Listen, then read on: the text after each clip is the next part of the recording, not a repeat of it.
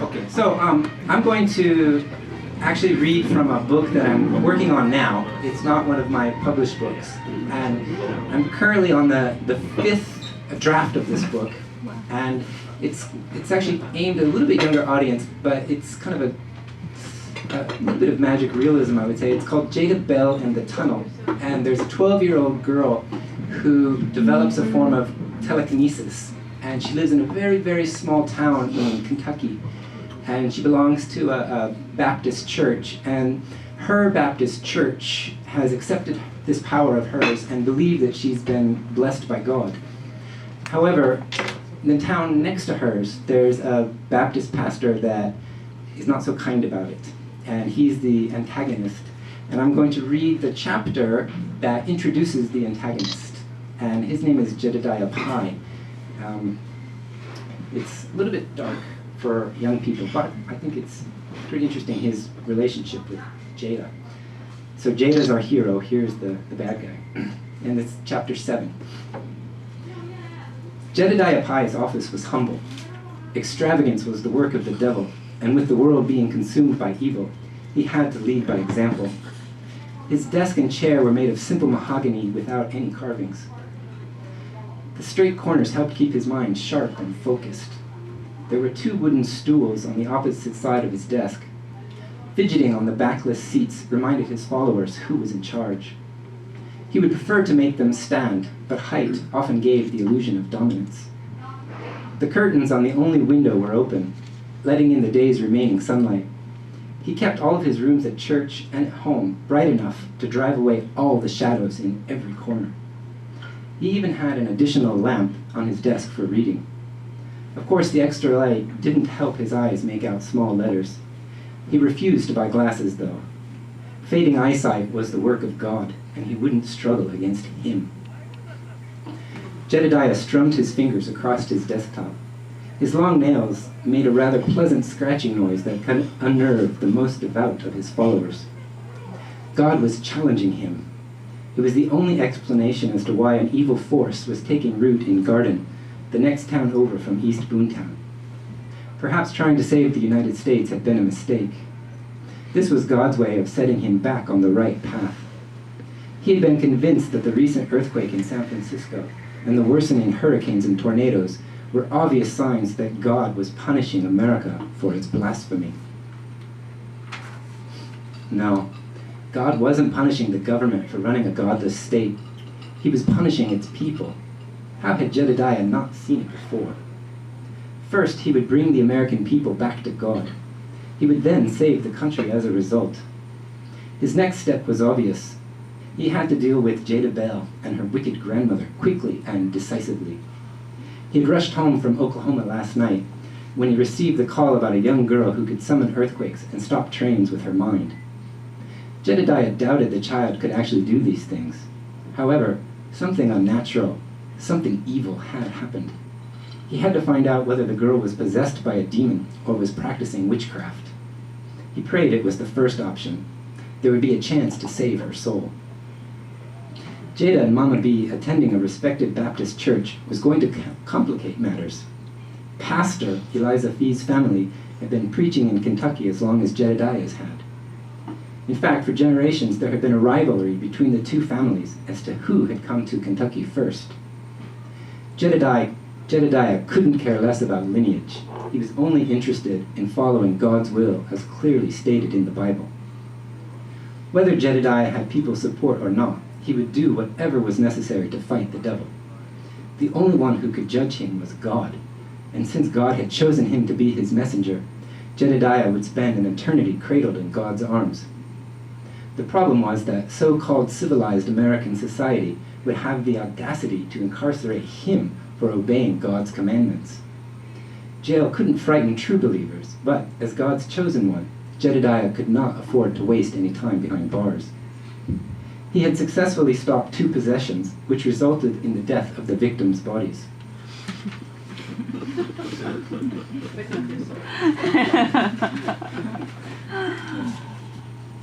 He slid open the top drawer of his desk's drawer and ran a finger over the picture of his beloved daughter Eunice. The picture was over 30 years old, and while its grainy color had faded, he could see Eunice's beaming blue eyes as if she were standing beside him. She had only been 10 when she became possessed. The devil had struck Jedediah's daughter in revenge for Jedediah's service to God. He ran his finger over the second picture, this one only 10 years old. Mabel's brown skin had faded with age, and her milky white eyes no longer had been able to see. When the demon possessed her, she lifted an entire sofa over her head and hurled it across the room at Jedediah. It had left him with a concussion and broken collarbone. He successfully exorcised that demon as well.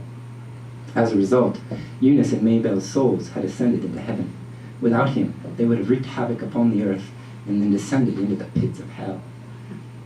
Not a day passed that Jedediah didn't regret failing to protect his daughter before she was possessed.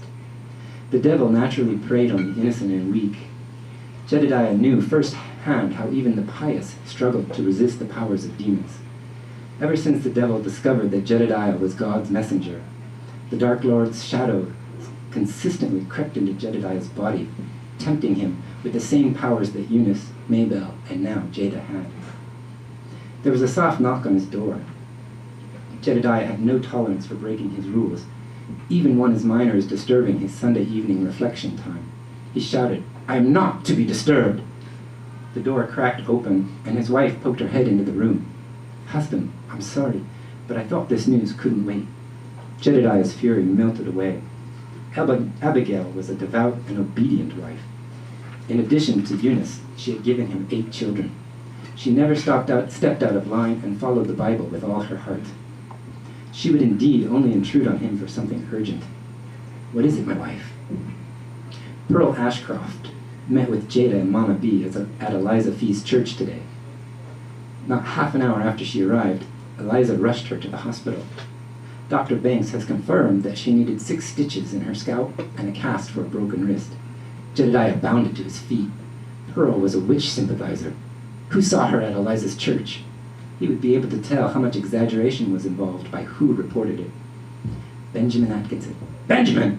The young man would pay for disobeying Jedediah's rule about going to the little blue house. Where is he now?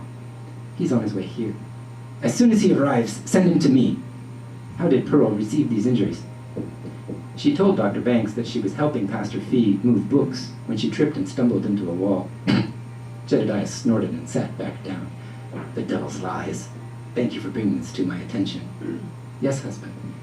Abigail was the only one of his followers, including his children, he allowed to refer to him as something other than messenger. She smiled fondly and departed.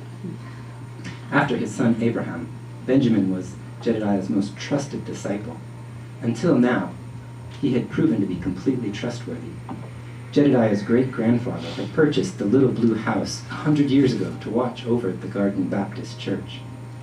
The Parsons, the current family that lived there, were under the impression that the American Baptist Churches USA owned the house. They'd been told that they could live in it rent-free if they attended Pastor Fee's sermons and wrote reports about them, for quality assurance purposes. They were also required to keep one small room, which had a perfect view of the church, empty for an occasional observer. Jedediah's well-known followers were forbidden to go anywhere near the house in order to preserve the secret. Jedediah sighed. Perhaps it was his own fault. He had neglected the reports made by the Parsons in recent years, and quite possibly failed to mention the house was off-limits to younger members. Still, Benjamin would have to be punished in some way. Jedediah really was getting old. Punishing his followers no longer carried any pleasure. It was something he had to do to maintain order. His life on earth was coming to a close, and his own church had not grown as it should have. Now that God had allowed evil to manifest itself in Jada Bell, Jedediah's final days would be filled with purpose.